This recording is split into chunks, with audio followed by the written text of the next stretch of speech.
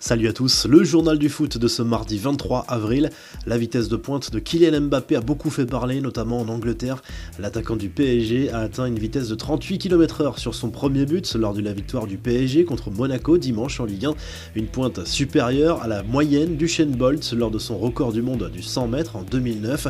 Mbappé va vite certes, mais si l'on compare les vitesses de pointe des deux hommes, le Jamaïcain est encore loin devant en s'approchant des 45 km/h.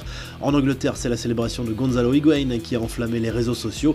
Après son joli but contre Burnley lundi soir en Première Ligue, l'Argentin a fêté ça avec un surprenant câlin avec une supportrice des Blues dans les tribunes.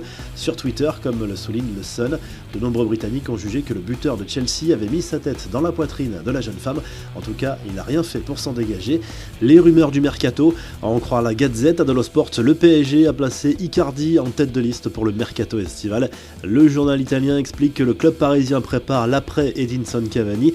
L'Atlético Madrid est également intéressé mais ne passera à l'action qu'en cas de départ de Griezmann.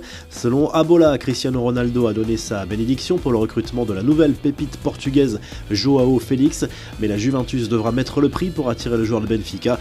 Le club lisboète voudrait un chèque entre 100 et 120 millions d'euros. Autre info concernant le PSG, le club de la capitale suit de près celui que l'on surnomme le Messi japonais.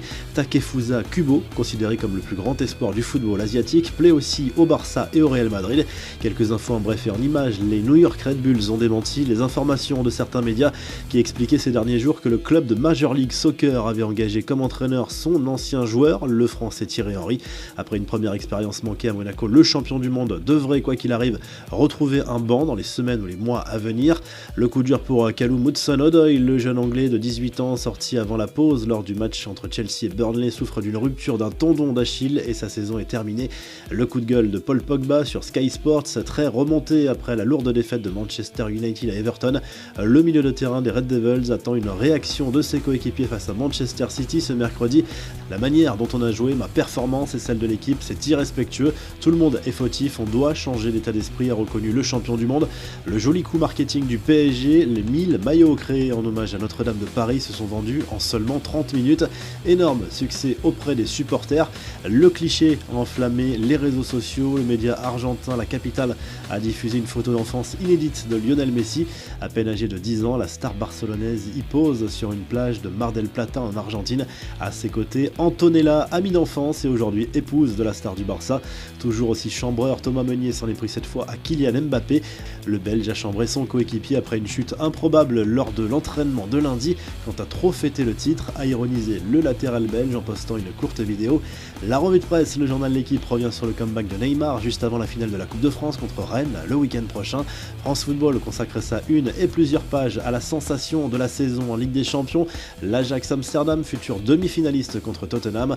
En Espagne, le quotidien AS évoque le supposé coup de pression de Manchester United à Paul Pogba. Alors que le Real Madrid est à l'affût, les Red Devils aimeraient que le Français mette rapidement les choses au clair concernant son avenir. Le Mundo Deportivo parle bien sûr du déplacement du Barça sur la pelouse d'Alaves. Le club Blaugrana pourrait faire un pas décisif vers le titre ce mardi soir. En Italie, le Corriere dello Sport parle surtout du mercato, de la Juve et des désirs de CR7 pour renforcer la vieille dame la saison prochaine. Varane, Ndombele, Isco font partie de cette liste. Vous retrouvez toute l'actu foot sur topmercato.com et à demain pour un nouveau journal du foot.